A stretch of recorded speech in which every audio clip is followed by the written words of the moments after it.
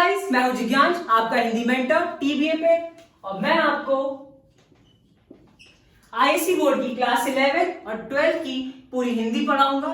उसके पीवाईक्यूज, उसके नोट्स, क्या आता है, कैसे आपको आंसर लिखना है, मैं सब बताऊंगा। परेशान मत होना। हाँ, आप लोग सोच रहे होंगे कि हिंदी कौन ही पढ़ता, लेकिन ध्यान रखो, हिंदी में अगर मार्क्स मिलते हैं तो वो रिजल्ट आपका ऊपर ले जाता है। 98, 97 लाओगे तो रिजल्ट अच्छा जाएगा। तो अब हिंदी मेरे साथ पढ़ना, मैं शॉर्ट फॉर्म में एकदम इंटरेस्ट से पढ़ाऊंगा और आपको अंत तक सारा कोर्स कंप्लीट करा दूंगा।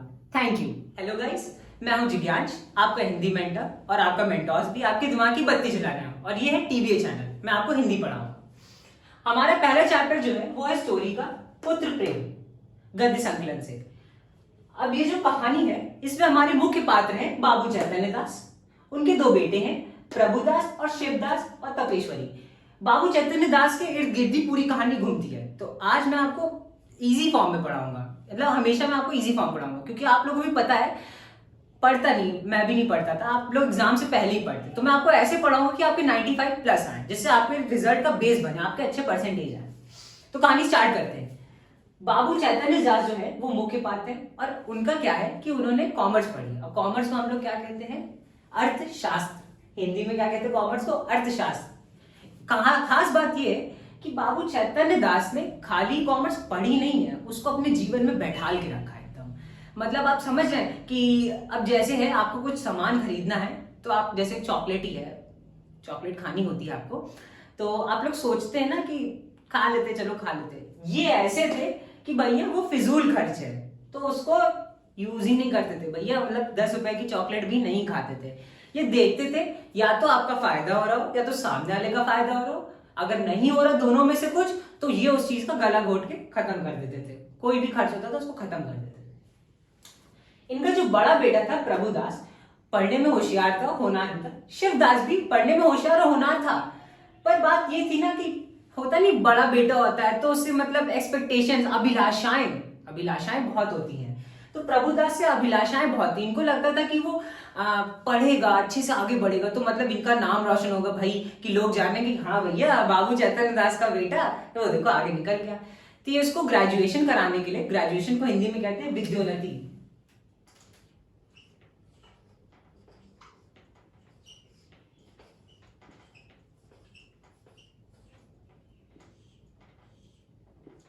विद्योन्नति कैसे लिखते हैं? वा में छोटे की मात्रा, दा के नीचे अलग, या में ओ की मात्रा, आधा ना, पूरा ना, और ता में छोटी की मात्रा। विद्योन्नति मतलब क्या होता है भैया?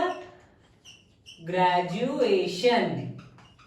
वो उसे ग्रेजुएशन कराने के लिए इंग्लैंड भेजना चाहते थे। ये पॉइंट्स याद रखिएगा, वो उसे ग्रेजुएशन कराने के लिए इंग्लैंड भेजना चाहते थे। ठीक है, तो उसको इंग्लैंड भेजने के बाद भाई ग्रेजुएशन करता। उनकी एक और एक्सपेक्टेशन थी, मतलब अभिलाषाएं थी उससे, कि वो आगे चल के बैरिस्टर बने।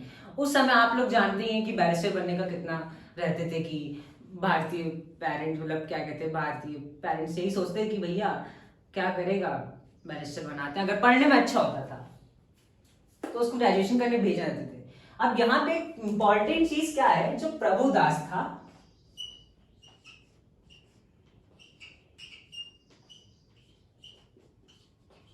सदुस्ता, ये वर्ड अच्छे से याद रखिएगा। मतलब कि उत्साह से भरा रहता था। मतलब इन्हें कहते हैं ना, एक बच्चा होता है मतलब हंसी खुशी। ये बहुत इंपॉर्टेंट पॉइंट है।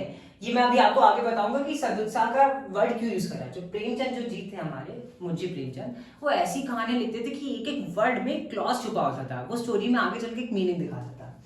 तो चलिए हम लोग कहानी वापस आते हैं। प्रभुदास का फिर क्या हुआ कि बीए की उसने परीक्षा दी। ठीक है, हुआ क्या, बीए की परीक्षा देने के बाद उससे मतलब निरंतर ज्वर आने लगा। ज्वर मतलब क्या होता है? बुखार। आधा जा वा रा, ज्वर मतलब बुखार, जिसे हम लोग क्या कहते हैं? फीवर। उसे फीवर आने लगा। अब भैया जैसे कि होता नहीं है, अब आपको मतलब फीवर आए तो भाई मम्मी पापा क्या, चलो हफ्ता भर आया, डोलो दे दी और कोई एंटीबायोटिक दे दी, ठीक हो गया। अब भाई महीने भर आता है तो भाई डॉक्टर को बुलाते कि नहीं। तो बाबू चैतन्य दास परेशान हो गए कि भाई मेरे बेटे को क्या हुआ।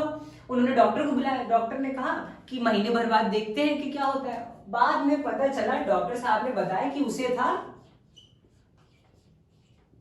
तपेदिक। तपेदिक मतलब क्या होता है? ट्यूबरकुलोसिस। इंग्लिश में हम लोग क्या कहते हैं? ट्यूबरकुलोसिस।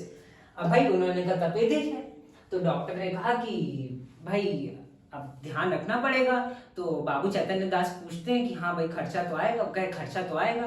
कहते हैं कि हो सकता है 1-2 महीने बाद ये ठीक हो जाए। तो उस पॉइंट पे बाबू चैतन्य दास पूछते हैं क्या इसे किसी सैनिटोरियम भेजा जाए। सैनिटोरियम की स्पेलिंग होती साम ए की मात्रा सैनिटोरियम। सैनिटोरियम जो कहते नहीं कि पहाड़ों पे देखा होगा आपने, कभी सुना होगा हॉस्पिटल होता है चिकित्सालय, वहां पे क्या करते हैं कोई हॉस्पिटल होता नहीं कि एक्चुअली होता क्या है पहाड़ों की आबो भवा मतलब कि वहां पे हवा इतनी अच्छी होती, अच्छा माहौल होता है, कहते हैं ना वाइब आती, वहां पे इतनी अच्छी वाइब होती कि मतलब सैनिटोरियम लोग भेज देते, कोई बीमारी कुछ होती तो इंसान ठीक हो जाता है। तो उसे था उन्होंने बोला सैनिटोरियम भेजा जाए। तो डॉक्टर कहते हैं हाँ भेज सकते हैं, सही हो जाएगा, अच्छी बात है भेजिए। लेकिन वो बाबू चैतन्य दास उस पॉइंट पे पूछ ले क्या वो मानसिक कार्य कर पाएगा, मतलब कि पढ़ाई कर पाएगा। अब आप यहाँ पे एक चीज ध्यान रखिए, बाबू चैतन्य दास को इस पॉइंट पे मतलब बहुत इंपॉर्टेंट बात है, इन्होंने ऐसा क्यों पूछा कि भैया वो मतलब पढ़ाई वढ़ाई कर पाएगा कि नहीं। भैया क्योंकि उनको बच्चे से उतना वो नहीं था, उनको था कि अभिलाषाएं, कहते नहीं है होता नहीं मम्मी आपका कहते हैं कि तुम बड़े होकर इंजीनियर बनोगे, तुम डॉक्टर बनोगे, तुम सीए बनोगे।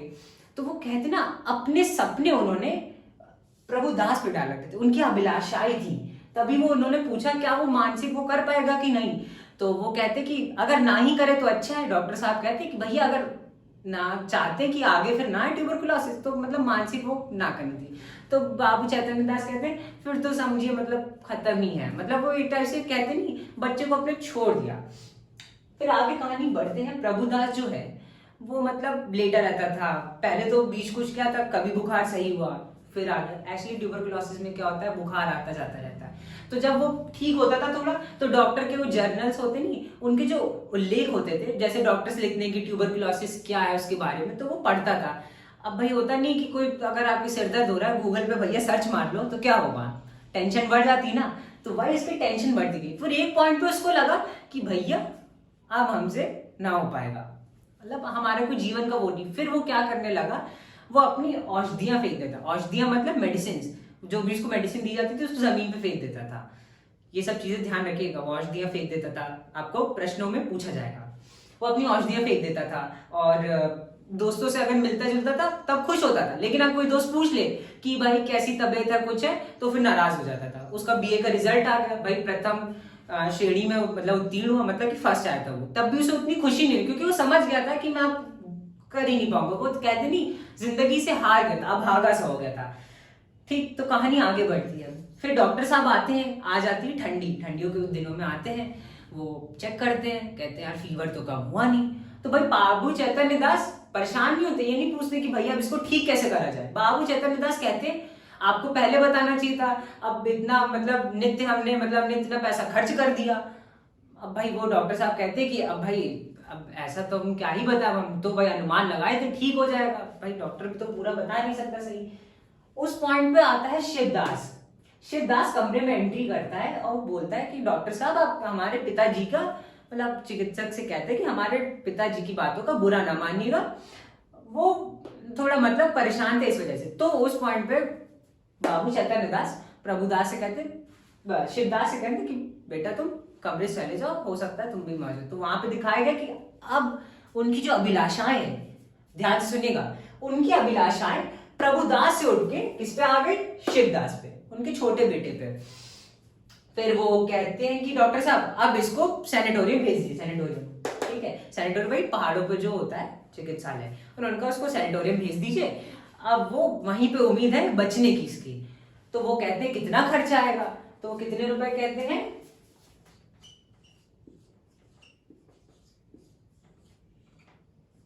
3,000 रुपए का। ये ध्यान रखिएगा, 3,000 रुपए का खर्चा बताया था डॉक्टर साहब ने कि वहां जाएगा और साल भर रुकेगा। अब भाई उस समय तो बाबू चैतन्य दास सुन के भाई 3,000, क्योंकि भाई उनके दिमाग में तो पैसे ही चल रहा था। अब खैर चलते हैं आगे कहानी की तरफ। 3,000 रुपए को उन्होंने अमाउंट बताया, तब वो कहते हैं कि पक्का ठीक हो जाएगा। सोचिए वो उस पॉइंट पे ये नहीं कि एक बार ट्राई कर लीजिए कि उनका बेटा है शायद बच जाए, उन्होंने उस पॉइंट पे ये भी पूछा कि भैया गारंटी है कोई बचेगा कि नहीं बचेगा। तो डॉक्टर साहब झूठ नहीं कहते, कहते देखिए एक बार भेज के देखिए, बता नहीं सकते, कोई चीज कंफर्म नहीं है। तो फिर बात होती है, फिर बाबू चैतन्य दास कहते हैं अपने शिवदास मतलब अपने छोटे बेटे से कि भाई मेरे हिसाब से कोई फायदा नहीं है, इसको नहीं भेजते हैं, अब क्या पता सही हो ना हो। अब वहां पे एंट्री होती है किसकी, तपेश्वरी की। तपेश्वरी कौन, इन दोनों की माँ और बाबू चैतन्य दास की पत्नी। अब तपेश्वरी जी, अब देखिए इस पे एक और चीज दिखाई गई है, एक तरफ है आपके बाबू चैतन्य दास, एक है आपकी तरफ तपेश्वरी। बाबू चैतन्य दास के वो हर चीज सोच समझ के खर्च करके करते हैं, और वहीं पे तपेश्वरी। अब भाई माँ तो आप जानती, माँ का दिल कैसा होता है भाई, ममता से भरी थी, वो भाई रोने वोने लगी। अब भाई रोता देख भाई शिवदास भी परेशान हो कि भाई माँ रो रही, तो उसे मतलब अपने ऊपर गिल्ट हुआ कि भाई कैसा, मतलब मैं भाई हूँ, पैसे के चक्कर में अपने पिताजी की बातों में आ गया। फिर तपेश्वरी कहती है कि मतलब नित्य, मतलब थोड़े पैसे के लिए क्या आप उसको भेजेंगे नहीं? तो वो कहते हैं बाबू चैतन्य दास, अरे भैया पैसे हाथ में आने दो तब हम उसको भेजेंगे। तो वहां पे तपेश्वरी कहती है, तपेश्वरी जी कहती कि भाई उसकी जायदाद का कुछ हिस्सा है कि नहीं है? तो वो कहते हैं अरे भैया मैं तो चाहूँ इसको अपना सब कुछ दे दूं, लेकिन परिणाम तो कुछ मिलना चाहिए ना। देख रहे हैं वो अपने अर्थशास्त्र से चल रहे हैं, यहाँ पे भी एक पिता का वो जो होता है ना। अब हाँ होता है कि मतलब बेटों की बनती नहीं पिता से, और इतना वो दिखाते नहीं साफ साफ, चलिए हम उस पर नहीं आते पर्सनल लाइफ पे। यहाँ पे उन्होंने ये नहीं सोचा कि भाई मेरा बेटा है, मैं हाथ पैर मारता हूँ। लोग क्या करते हैं, बहुत लोग डॉक्टर पास जाते हैं, झाड़ फूक मतलब सुपरस्टिशन और इन सब में विश्वास रखते हैं, वो भी नहीं उन्होंने करा। उन्होंने बस क्या है भाई, हमें परिणाम चाहिए। क्या चाहिए भैया, हमको परिणाम चाहिए, वो ठीक होगा हाँ या ना, उनको दो चीजों से मतलब है। तो बाबू चैतन्य दास इतना कहते, और वो एक लाइन और कहते, इसको ध्यान रखिएगा कि मैं बिना किसी परिणाम के अपने पूर्वजों द्वारा संचित की हुई जितनी भी धन दौलत है उसको व्यर्थ में नहीं बर्बाद कर सकता। अब भाई तो और फिर वो ये भी कहते हैं कि अगर मेरे हाथ में पैसे है तो मैं उसे जरूर भेजूंगा। तो इस पॉइंट पे क्या हुआ, तपेश्वरी जी जीत के भी हार गई। अब भाई उनके आंसू वर्षा करी, भाई वो भी परेशान थी, भाई बेटा है यार, कोई अपना बच्चा होता है तो भाई इसको क्यों ना ठीक करने के लिए मेहनत करे। तपेश्वरी जी वहां पे जीत के भी हार गई। शिवदास की आती फिर एंट्री। शिवदास जो था उसके एक सप्ताह बाद उसका रिजल्ट आया कि भाई वो बीए वो भी पास कर लेगा, और शिवदास को बाबू चैतन्य दास ने कहा भेजा, बंबई खुद गए उसके साथ। बंबई, उसको बंबई खुद लेके गए वहां से इंग्लैंड भेजने के लिए। फिर जब वो वापस आए उसके एक सप्ताह बाद क्या हुआ, हमारे प्रभुदास की मृत्यु हो गई। हाँ थोड़ा सैड मुझे प्रभुदास की डेथ हो गई। अब होता क्या है, इसको ले जाते हैं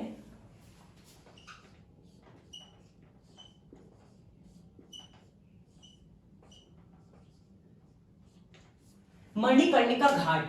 ये बहुत ध्यान रखिएगा, मणिकर्णिका घाट, वहां पे आप पढ़ेंगे तो हो सकता है आपके टीचर बताए ना बताए, पर यहाँ पे एक सिंबल है मणिकर्णिका घाट का।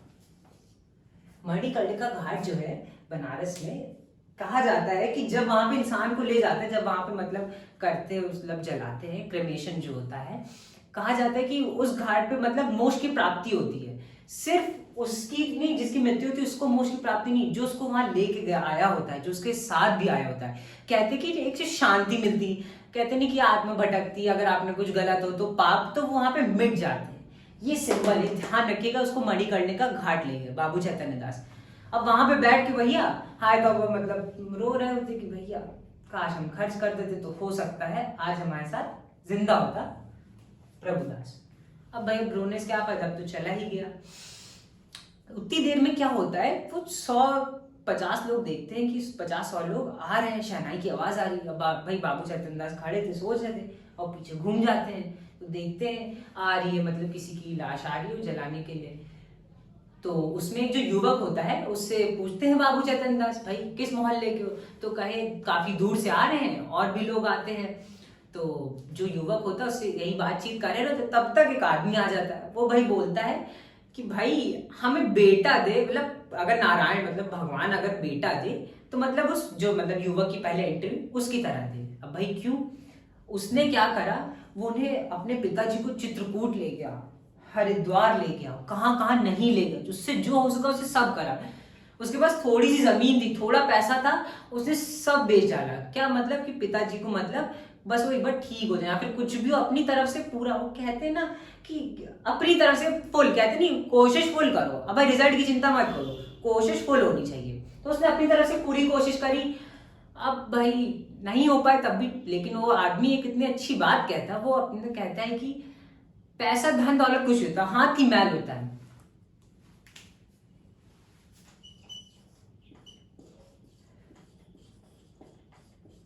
धन से प्यारी जान और जान से प्यारा ईमान। ये आपको उत्तर में लिखनी होगी, ये बहुत अच्छे से ध्यान रखिएगा। मैं आपको मार्क भी कराऊंगा, मैं आपको नोट्स भी प्रोवाइड कराऊंगा, मैं उसमें आपको दे दूंगा। धन से प्यारी जान और जान से प्यारा ईमान, मतलब समझे क्या होता है भाई? रुपया क्या है? आज आप घूम रहे भैया ऑडी में, कल को क्या पता फुटपाथ आएंगे नहीं, हम चाहते नहीं भाई आगे ऑडी में निकले, आगे मर्सिडीज से चले। तो भाई धन कुछ नहीं होता। अब आप खुद सोचिए, बीमार है तो भाई क्या होता है, पेरेंट्स लगा देते ना, भाई बच्चा है गोद में पाला है, भाई प्यार करा है। तो धन से प्यारी जान और जान से प्यारा ईमान, जान से प्यारा ईमान, जान से प्यारा ईमान से निकिता माफ करिएगा, गुस्सा मत होइए, मत कहिएगा जिज्ञांश भाई पूरी लाइन नहीं लिखते हैं, अच्छा और भी लगा देते हैं यार। अब जाओ यार भाई, इतना नहीं ध्यान रख सकते तुम लोग। जान से प्यारा ईमान, इसका यहाँ ये मतलब है कि भाई अगर आपके अंदर ईमान ही नहीं, मतलब आप खुद सोचिए बाहर वाले क्या कहेंगे, मतलब बताओ पिताजी बीमार थे और भाई पैसा ही नहीं खर्चा करे, भाई अपना कुछ ईमान होता है ना, अंदर इंसानियत होती है।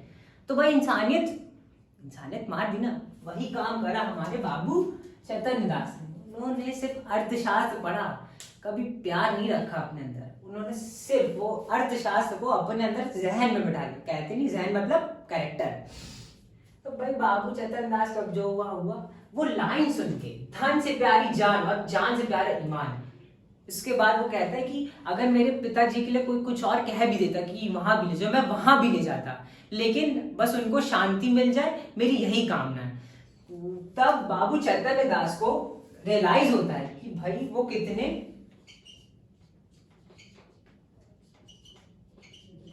हृदयहीन, आत्मशून्य है। ये दो वर्ड याद रखिएगा, हृदयहीन और आत्मशून्य।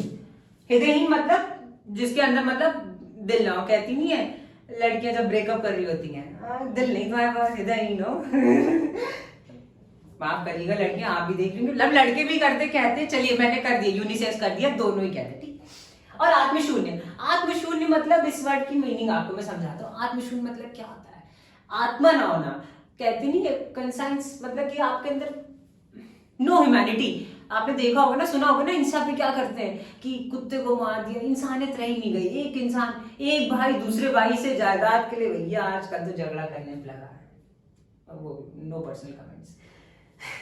हृदय ना आत्मशून्य को अपने अंदर उन्होंने, कहते नहीं अपने अंदर झांक के देखो। उस दिन क्या हुआ, बाबू चैतन्य दास ने अपने अंदर झांका, उनको पता चला कि भैया मैं कितना मतलब छोटा हूँ इस आदमी के आगे, मतलब मैं इतना, भाई वो युवक तो छोटा ही रहा होगा ना बाबू चैतन्य दास। बाबू चैतन्य दास तो उम्र में बड़े थे, उनका एक्सपीरियंस भी ज्यादा था, पर उनमें किस चीज की कमी थी? हृदय की और प्यार की। देखो यार, प्यार बहुत बड़ी चीज होती है। दोस्त होते हैं, यार होते हैं, भाई प्यार ऐसा है कि भाई अगर आप मुसीबत में भी हो तो जो अच्छे दोस्त होंगे, जिनके पास दिल होगा, वही आपके साथ खड़े होंगे। तो भाई अच्छे दोस्त की अहमियत हमेशा याद रखिएगा। हाँ, ये नहीं तुझे नहीं आना तो जा चली जा। तो अब हम कहानी के अंत पे आते हैं। अब भाई बाबू चैतन्य दास अंत में बस इतना सोचते हैं कि भैया एक ही चीज है कि हमने उसके अंतिम संस्कार में जितने पैसे खर्च किए और वो 3,000 रुपए से ज्यादा ही खर्च करे। उन्होंने अंतिम संस्कार में वो 3,000 रुपए से ज्यादा ही कॉस्ट लगा दी मणिकर्णिका घाट पहुंचने तक, और फिर वो जितना तेल भी होती सब करने में। अब उनके पास एक ही चीज थी, अब वो जिंदगी भर एक ही चीज, जितना जिंदा रहते एक ही चीज कर सकते थे कि भाई यही सोचते कि चलो कम से कम उसका अंतिम संस्कार अच्छे से करा। तो अब इस कहानी के हम अंत पे आ चुके हैं। तो उद्देश्य क्या है? जो प्रेमचंद जी, मुंशी प्रेमचंद जी, माफ करिएगा, मुंशी प्रेमचंद जी जो थे वो कहानी ऐसी लिखते थे कि मतलब जो होता है ना कि हमारे अंदर की जो कमियां होती वो बहुत अच्छे से स्ट्राइक करते हैं। बहुत ही मार्मिक ढंग से उन्होंने इस कहानी का चित्रण किया है। उन्होंने बताया है कि जो इंसान होता है कि वो लोभ में, भाई बाबू चेतन दास का लोभी था, वो पैसे बचाने, कहते नहीं कंजूस आदमी, भाई उनको पैसे से ही मतलब था, उनके अंदर प्यार नहीं था। उन्होंने अपने लोभ के चक्कर में अपने बेटे को खो दिया। बहुत बड़ी चीज है ये, मतलब या आप हो सकता है इस कहानी को ध्यान से मतलब सुनिएगा, फिर पढ़िएगा भी, तो आप ये अपनी जिंदगी पे भी अप्लाई कर सकते हैं कि भाई क्या मतलब पैसा क्या चीज है भाई, क्या ही बता, हम कोई कुछ कह नहीं सकते भाई, सबके लिए अपनी अपनी चीज होती है, आपके लिए कुछ और होगा, मेरी सोच कुछ और होगी। तो भाई इतना ही है इस कहानी में कि प्रेमचंद जी ने यही बताया कि भाई एक इंसान लोभ के चक्कर में इतना हृदयहीन हो जाता है, इतना आत्मशून्य हो जाता है कि वो ये भी भूल जाता है कि वो उसका अपना परिवार क्या है, उसके अपने अंदर की इंसानियत क्या है, उसके अपने अंदर की ममता क्या है। तो थैंक यू गाइस, ये इतनी स्टोरी है, बाकी मैं आपको आगे की क्लास में एक्सप्लेन करूंगा। तब तक के लिए thank you. Hit like button, hit subscribe button, bell icon भी दबा देना, और भाई बताना कि कैसी पढ़ाई हिंदी, और अगर आपको आगे क्या पढ़ना है उसके लिए भी मुझे कमेंट्स में बताइएगा। मैं पूरी कोशिश करूंगा, जितना हो सकेगा मैं उसके लिए पूरा करूंगा। Thank you.